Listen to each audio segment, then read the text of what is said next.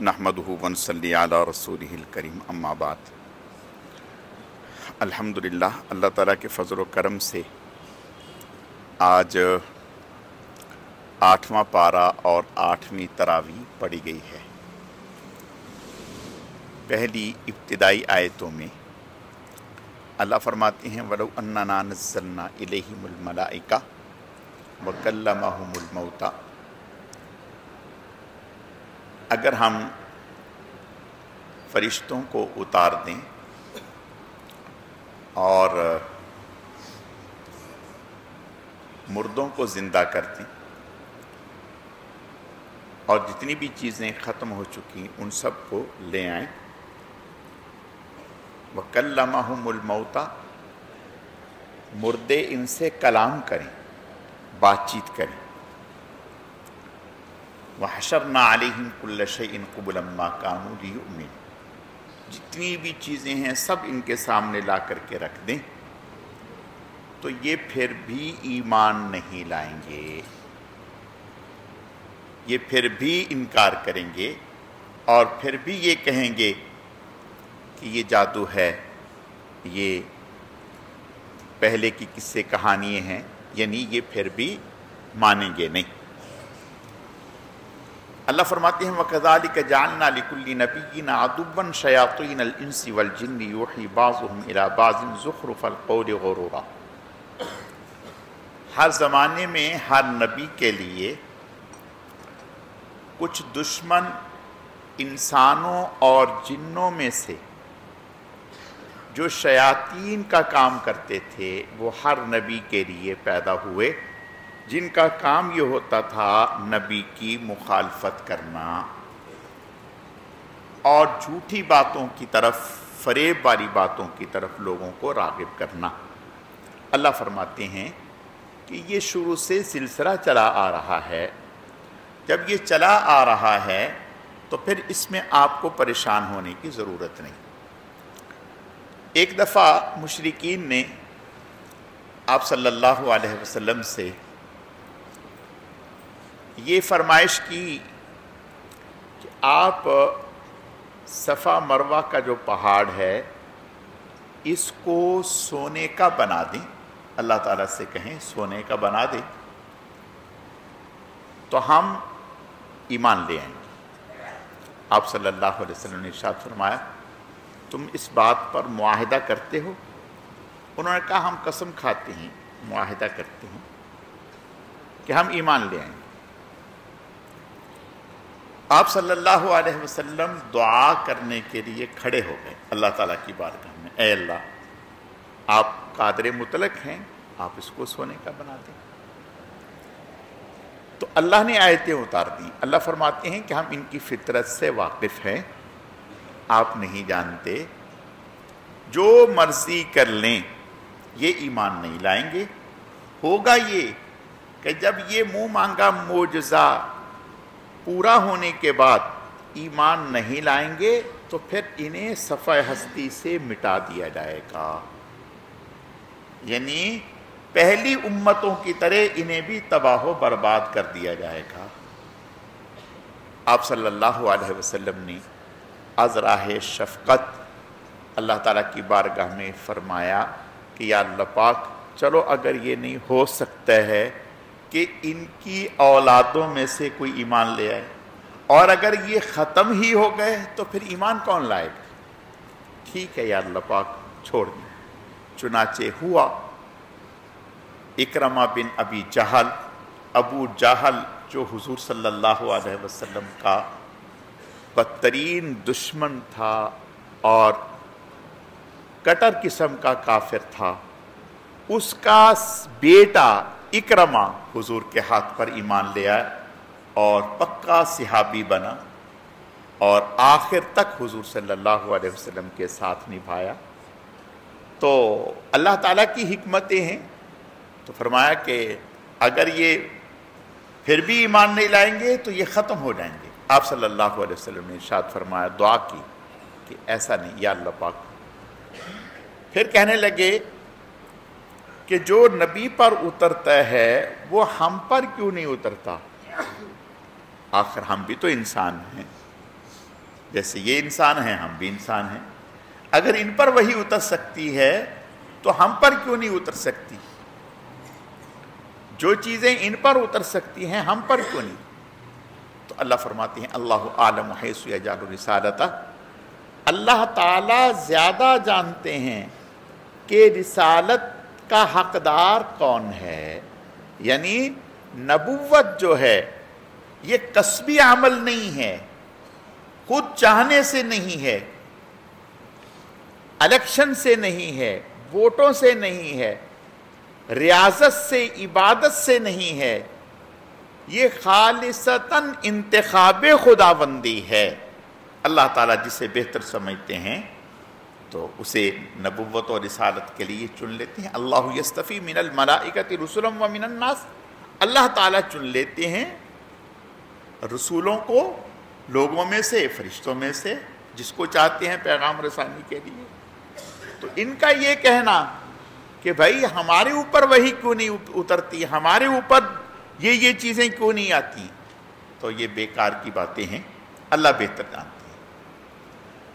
اگلی آیتوں میں یا معشر الجن والانس الم یأتکم رسل منکم یقصون علیکم آیاتی، قیامت کے دن انسانوں سے اور جنوں سے پوچھا جائے گا الم یأتکم رسل منکم یقصون علیکم آیاتی وینذرونکم لقاء یومکم ھذا، کیا تمہارے پاس ڈرانے والے نبی اور رسول نہ آئے تھے جو آج کے دن کے بارے میں تمہیں ڈراتے اور تمہیں ہمارے بارے میں بیان کرتے؟ قالوا شہدنا علی انفسنا وغرتہم الحیات الدنیا وشہدوا علی انفسہم انہم کانوا کافرین، کہیں گے کیوں نہیں آئے تھے، لیکن ہم ہی دنیا کی زندگی کے دھوکے میں مبتلا ہو گئے، ورنہ اللہ پاک نے حجت تمام کی، نبیوں کو بھیجا. علماء نے لکھا کہ آیا یہاں آیت میں اللہ فرماتے ہیں یا معشر الجن والانس، اے جنوں اور انسانوں کی جماعت، تو کیا جنوں کی طرف بھی نبی آئے، رسول آئے؟ تو اس میں امت کے علماء دو طرف گئے. بعض علماء نے تو یہ کہا کہ جنوں کی طرف بھی نبی اور رسول آئے اور انہوں نے جنوں کو دعوت دی. بعض علماء کی رائے یہ ہے، لیکن زیادہ تر کی رائے یہ ہے کہ نہیں، بلکہ نبی اور رسول جو آئے وہ انسانوں سے ہی آئے. بالتبع، جیسے قرآن پاک میں براہ راست خطاب مردوں کو ہے اور ذیل میں عورتیں بھی آ جاتی ہیں، اسی طرح قرآن پاک کا خطاب انسانوں کو ہے اور جن بھی اس کے مخاطب ہوتے ہیں، جنوں کو بھی خطاب ہوتا ہے. چنانچہ جن کئی جو ہے ایمان لائے ہیں اور پھر آگے پیغام رسانی. اور آپ صلی اللہ علیہ وسلم اللہ کے آخری نبی، آپ انسانوں کے لیے بھی نبی اور جنوں کے لیے بھی نبی. اگلی آیتوں میں اللہ فرماتے ہیں کہ مشرکین اپنی مرضی سے کچھ جانوروں کو خاص کر لیا. اللہ فرماتے ہیں کہ شیاطین نے انسان کے لیے بد عملیوں کو مزین کر کے پیش کر دیا. دیکھیں، کافر ہیں، ہندو ہیں، سکھ ہیں، کوئی بھی وہ کوئی بھی کام غلط سمجھ کے نہیں کرتا. یعنی ہندو جو کر رہا ہے وہ اچھا سمجھ کے کر رہا ہے کہ میں بہت اچھا کام کر رہا ہوں اور اپنے مذہب کی بڑی خدمت اور بڑی عبادت سر انجام دے رہا ہوں. یہودی جو کر رہا ہے وہ اچھا سمجھ کے کر رہا ہے، عیسائی جو کر رہا ہے وہ اچھا سمجھ کے کر رہا ہے، سکھ جو کر رہا ہے. تو شیطان نے دنیا بھر کے انسانوں کے سامنے جو وہ فعل کرتے ہیں انہیں مزین کر کے پیش کر دیا. حتیٰ کہ مشرکین جو بچیوں کو زندہ درگور کر دیتے تھے، بچیوں کو زندہ دفن کر دیتے تھے، اس کو بھی وہ اچھا سمجھتے تھے جب ہی کرتے تھے. اگر برا سمجھتے ہوتے تو کیوں کرتے؟ اسی طرح مشرکین بعض جانوروں کا دودھ صرف مردوں کے لیے خاص کرتے، عورتوں کے لیے نہیں، اس کو وہ عبادت سمجھتے تھے۔ بعض جانوروں کا گوشت صرف مردوں کے لیے، بعض جانوروں پر سواری صرف مردوں کے لیے، اور بعض پر کسی کے لیے بھی نہیں۔ تو اللہ فرماتے ہیں قُلْ لَا أَجِدُ مَا أُوحِيَ إِلَيَّ مُحَرَّمًا عَلَىٰ طَاعِمٍ يَطْعَمُهُ إِلَّا أَن يَكُونَ مَيْتَةً أَوْ دَمًا مَّسْفُوحًا أَوْ لَحْمَ خِنزِيرٍ۔ حضور علیہ السلام نے ارشاد فرمایا کہ اللہ پاک نے جو چیزیں مجھ پر حلال کی ہیں ان میں سے جن چیزوں کو آپ نے حرام ٹھہرا دیے ہیں، میں تو ان میں سے کوئی بھی حرام نہیں پاتا، یعنی گائے ہے، بکری ہے، بھیڑ ہے، دمبا ہے، اور جو اس طرح کی چیزیں ہیں حلال، تو آپ نے فرمایا کہ میں ان میں سے کوئی بھی حرام نہیں پاتا۔ آپ نے گایوں میں سے بعض کو، بھیڑوں میں سے بعض کو، بکریوں میں سے بعض کو، اونٹوں میں سے بعض کو حلال اور بعض کو حرام کر لیا، یہ آپ کی اپنی اختراع ہے، ورنہ اللہ تعالیٰ کی طرف سے ایسا کچھ بھی نہیں۔ اگلی آیتوں میں اللہ فرماتے ہیں قُلْ تَعَالُوا أَتْلُ مَا حَرَّمَ رَبُّكُمْ عَلَيْكُمْ أَلَّا تُشْرِكُوا بِهِ شَيْئًا۔ ان سے کہیں کہ آئیں ہم آپ کو پڑھ کر سناتے ہیں کہ اللہ تعالیٰ نے کن کن چیزوں کا حکم دیا ہے، یعنی اپنی طرف سے من گھڑت لوگوں کے سامنے مت بیان کریں، بلکہ جو اللہ نے کہا ہے وہ بیان۔ اور یہ جو آیت ہے اس میں 10 چیزیں ذکر کی ہیں، اور حضرت کعب احبار یہودی تھے، عالم تھے، اسلام لے آئے، مسلمان صحابی حضور کے، فرمانے لگے تورات کی ابتدا انہی آیتوں سے ہوتی ہیں۔ یہ 10 چیزیں تورات میں، انجیل میں، ساری کتابوں میں اللہ نے بتائی۔ قُلْ تَعَالَوْا أَتْلُ مَا حَرَّمَ رَبُّكُمْ، آؤ آپ کہہ دیجیے، آؤ أَتْلُ مَا حَرَّمَ عَلَيْكُمْ، میں تلاوت کرتا ہوں، میں پڑھ کر سناتا ہوں، مَا حَرَّمَ عَلَيْكُمْ رَبُّكُمْ، کیا حرام کیے ہے تم پر تمہارے رب نے، یعنی تمہارے رب نے حقیقت میں کیا حرام کیے ہیں، کیا نہیں کیا، میں بتاتا ہوں تمہیں۔ اللہ تشرکوا بہ شیئا، اس کے ساتھ کسی کو شریک نہ ٹھہراؤ، اس کی طرف تم آنے کے لیے تیار نہیں ہو۔ اور اللہ ہماری حفاظت فرمائے، عرب میں ایسی بت پرستی تھی، ایسا شرک تھا کہ بیت اللہ میں 300 سے زائد بت رکھے ہوئے تھے، حتیٰ کہ ہر گھر میں بت اور ہر شخص کا الگ بت ہوتا تھا۔ تو اللہ فرماتے ہیں کہ جو کرنے کے کام ہیں ان کی طرف تم آتے نہیں ہو، ان میں کیا ہے، اللہ تشرکوا بہ شیئا، اللہ کے ساتھ شریک نہ ٹھہراؤ۔ اور دوسری چیز ولا تقتلوا اولادکم، اپنی اولادوں کو قتل نہ کرو، نحن نرزقکم وإیاہم، تمہیں بھی اللہ رزق دیتے ہیں، انہیں بھی اللہ رزق دیں گے۔ ولا تقربوا الفواحش ما ظہر منہا، بے حیائی، بدکاری، ان کاموں کے قریب نہ جاؤ، اللہ ہماری حفاظت فرمائے۔ بے حیائی، بدکاری، زنا اتنا عام تھا کہ آدمی تصور بھی نہیں کر سکتا۔ ولا تقتلوا اولادکم ولا تقتلوا النفس التي حرم اللہ الا بالحق، ناحق طور پر لوگوں کو قتل نہ کرو، اللہ نے یہ چیزیں حرام کی ہیں۔ اور عرب ان کا تو یہ مشغلہ تھا، دشمنیاں تھیں، عداوتیں تھیں، سال ہر سال پر محیط تھیں۔ اوفوا الکیل والمیزان، ناپ تول پورا پورا کرو، دینے میں بھی لینے میں بھی۔ دینے کے لیے وزن کرنے کے جو بانٹ ہوتے ہیں وہ الگ ہوتے تھے، لینے کے لیے الگ ہوتے تھے، لینے کا پیمانہ الگ، دینے کا پیمانہ الگ۔ فرمایا اوفوا الکیل والمیزان بالقسط، کہ ان چیزوں کو انصاف کے ساتھ پورا کرو، یہ چیزیں جو ہیں کرنے کی ہیں ان کو کرو جن کا اللہ نے حکم دیے ہے۔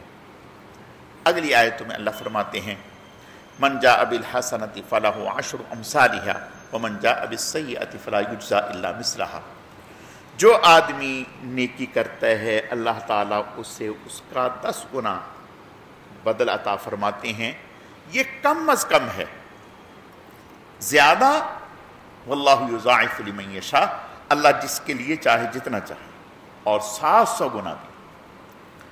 اور من جاء بالسیئہ، اور جو کوئی برائی کا گناہ کا ارتکاب کرتا ہے تو فرمایا کہ اس کا وبال اتنا ہی ہے جتنا گناہ کیا۔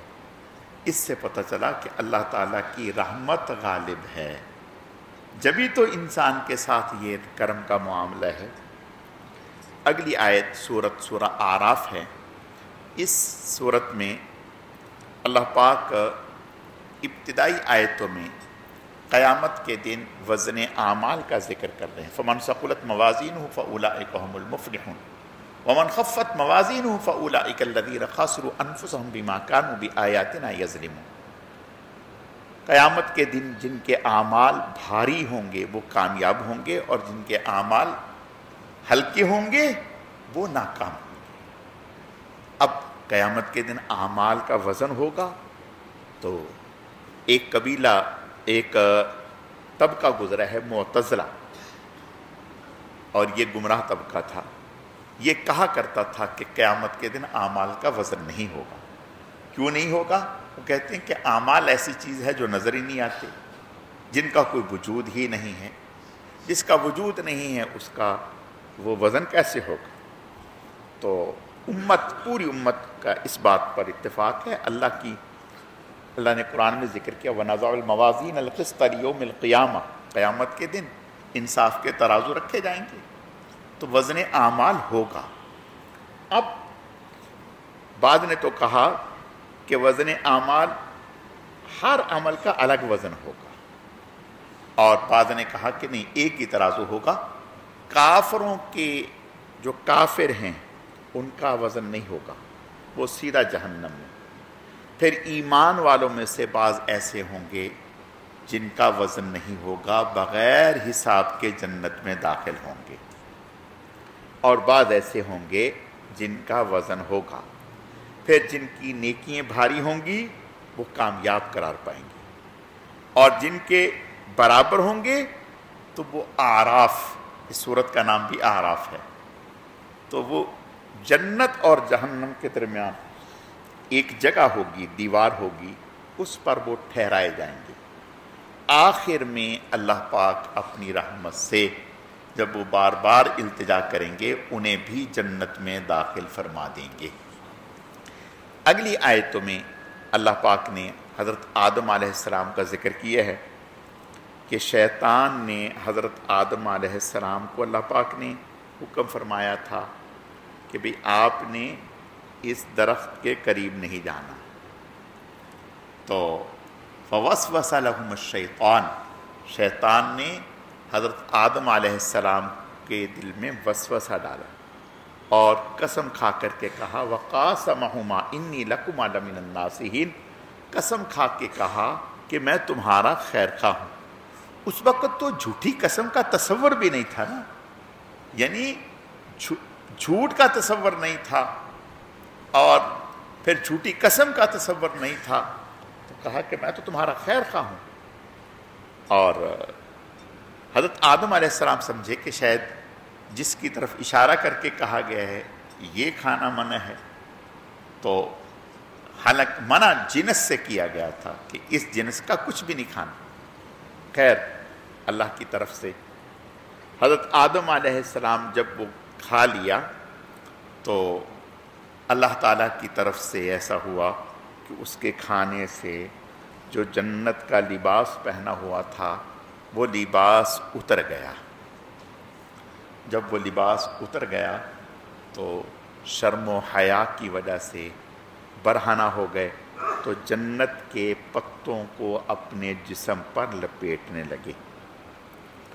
علماء نے لکھا ہے کہ شیطان کا سب سے بڑا حملہ اور پہلا حملہ یہ ہوتا ہے کہ وہ انسان سے اس کا لباس اتارتا ہے، اسے بے حیائی کی طرف لاتا ہے۔ اور اللہ کے نبی کا ارشاد ہے اذا فاتک الحیاء ففعل ما شئت، جب انسان کا حیا ختم ہو جائے تو پھر جو مرضی کرتا پھرے، پھر اس کو کوئی چیز رکاوٹ نہیں ہے۔ تو شیطان کا سب سے بڑا حملہ یہ ہے کہ وہ انسان کا لباس اتارتا ہے، اور ایمان لانے کے بعد جو سب سے پہلا فریضہ انسان کی طرف متوجہ ہوتا ہے وہ لباس ہے. یعنی ایمان لانے کے بعد پہلے نماز نہیں ہے، پہلے روزہ نہیں ہے، پہلے حج نہیں ہے، پہلے اور کچھ نہیں ہے. سب سے پہلا کام ایمان لانے کے بعد جو کرنا ہے وہ لباس پہننا ہے. لباس پہننا، سطر پورا کرے. اور اسی چیز کو شیطان سب سے پہلا حملہ اسی پر کرتا ہے کہ وہ انسان کو بے آبرو کرتا ہے.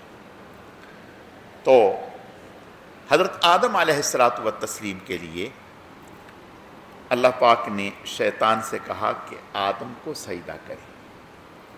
اس نے کہا خلقتہ من نار و خلقتہ من طین، مجھے تو آپ نے آگ سے پیدا کی ہے، انہیں آپ نے مٹی سے پیدا کیا ہے، میری شان زیادہ ہے، میں کیوں سجدہ کروں؟ اللہ اکبر.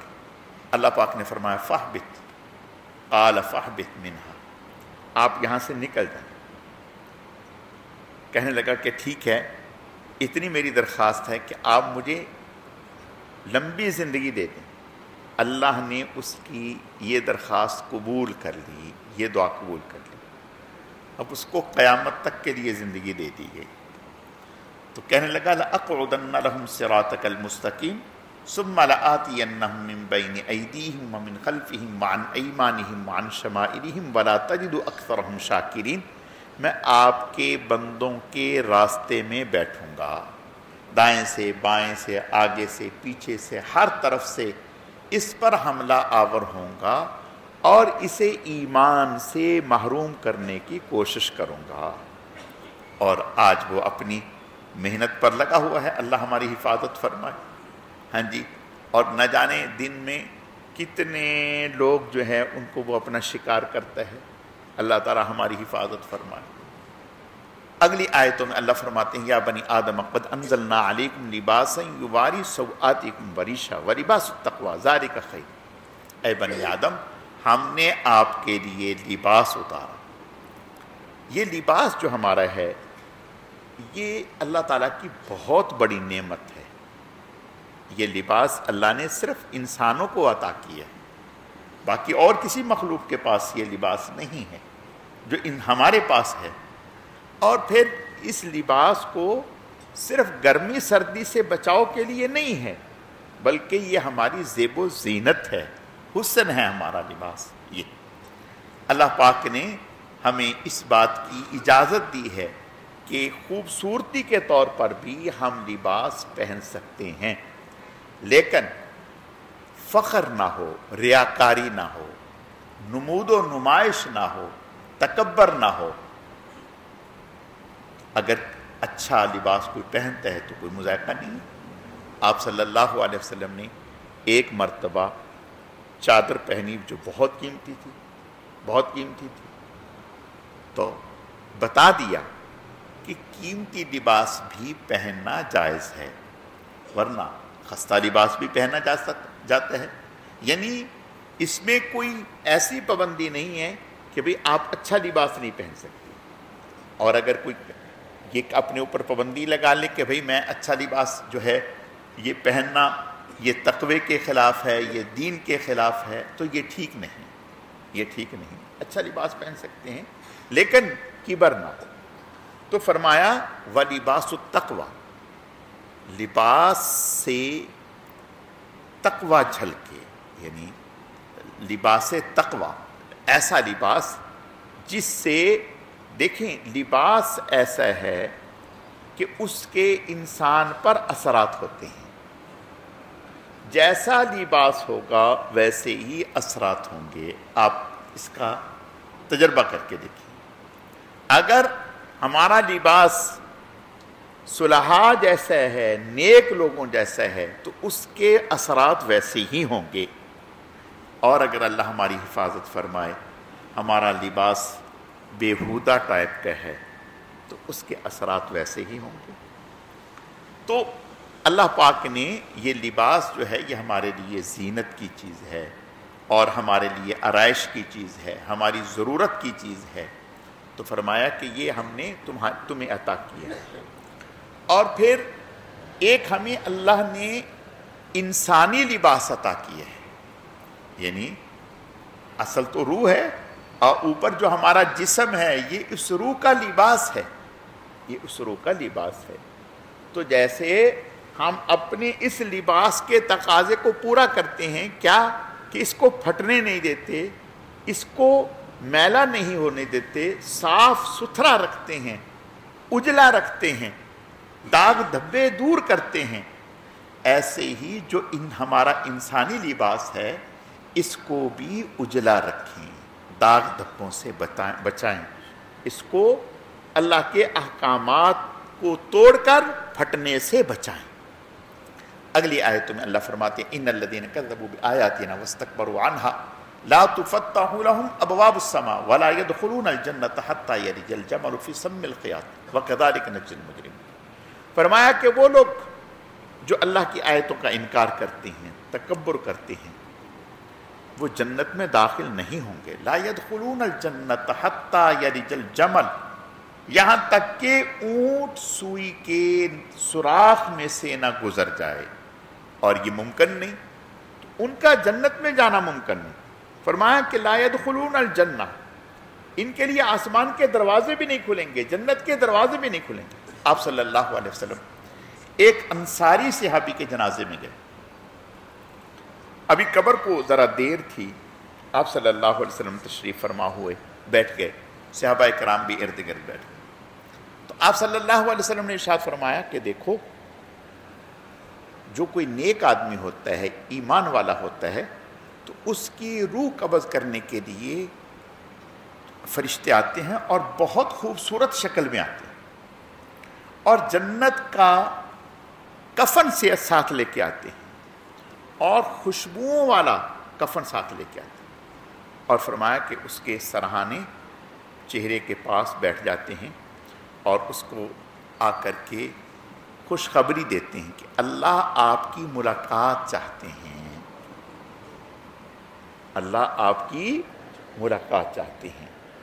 اس وقت مومن اتنا خوش ہوتا ہے، اتنا خوش ہوتا ہے، اس کی روح پھڑپھڑانے لگتی ہے کہ جلدی سے میں نکل جاؤں۔ تو اور اسے کہتے ہیں راضیۃ مرضیۃ، آپ اللہ سے راضی ہونے کی حالت میں نکلیں، جائیں۔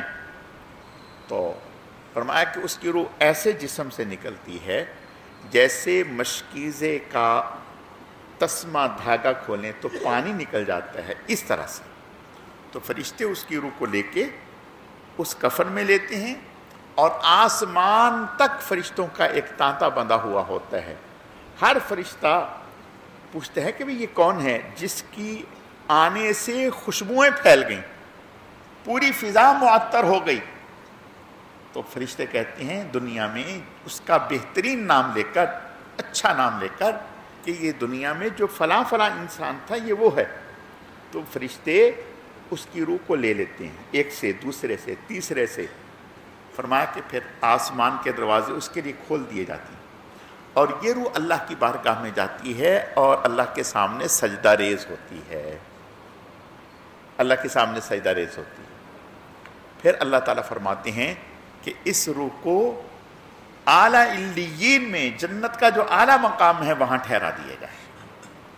اور فرمایا کہ جو کافر کے لیے، تو کافر کے لیے جو فرشتے آتے ہیں وہ بدصورت میں، بھیانک شکل میں، کہ اگر عذاب اور نہ بھی ہو، صرف اس شکل میں ان کا سامنے آنا ہی بہت بڑا عذاب ہے۔ فرمایا بھیانک شکل میں آتے ہیں اور بہت شدت سے، سختی سے اس کی روح نکالتے ہیں۔ آپ صلی اللہ علیہ وسلم نے فرمایا سمجھانے کے لیے، فرمایا کہ ایک خاردار جھاڑی ہو جس کے اوپر ریشمی کپڑا ڈال دیا جائے، اس میں جگہ جگہ کانٹے گھس جائیں، پھر اس کپڑے کو ایک طرف سے کھینچا جائے، جیسے اس کپڑے کے تار تار ہو جاتے ہیں، فرمایا بالکل اسی طرح سے اس کے جسم کو توڑ توڑ کر کے اس کی روح کو نکالا جاتا ہے، اور پھر بوسیدہ بدبودار کفن میں اس کی روح کو لپیٹا جاتا ہے، اور پوری فضا بدبودار ہوتی ہے تو آسمان کے دروازے اس کے لیے نہیں کھول دے جاتے، بلکہ اس کی روح کو وہیں سے ہی اسفل السافلین میں ڈال دیا جاتا ہے۔ اللہ تعالی ہماری حفاظت فرمائے۔ تو فرمایا نیک لوگوں کا ایسا اعزاز ہوتا ہے۔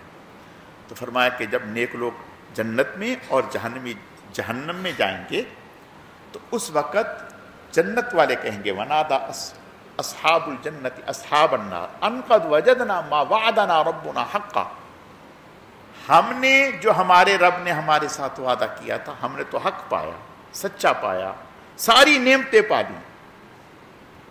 آپ نے بھی وہ ساری چیزیں پالی،